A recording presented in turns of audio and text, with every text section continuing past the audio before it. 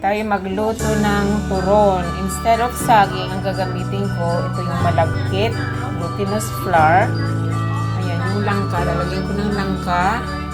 This is the wrapper. Tapos ito yung brown sugar. So ito na, meron na akong narap dito guys. And then mamaya, prito ko na lang. Yan yung ano namin mamayang gabi. O mamaya. Merienda. Turon na glutinous flour.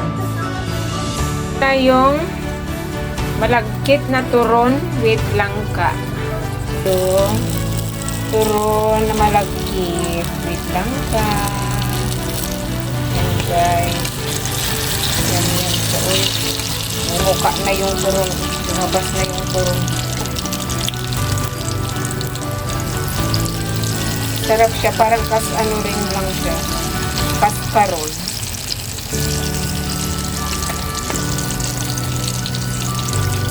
Mahina lang yung apoy para hindi siya masunog, para hindi siya mabiglang maluto. Kaya hinaan lang yung apoy pag niluluto.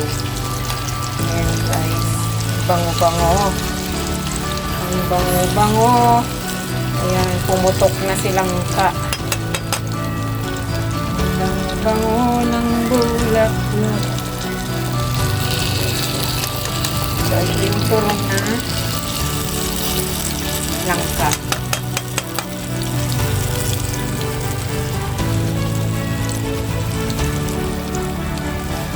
Good, it's yummy. Look at that. Look at this. Very crunchy, guys. Ang sarap-sarap nito sa ice cream.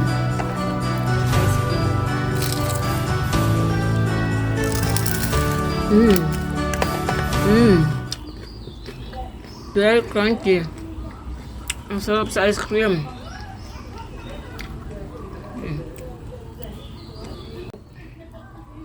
Sarap. Super sarap niya. Langka at malagkit. Turon.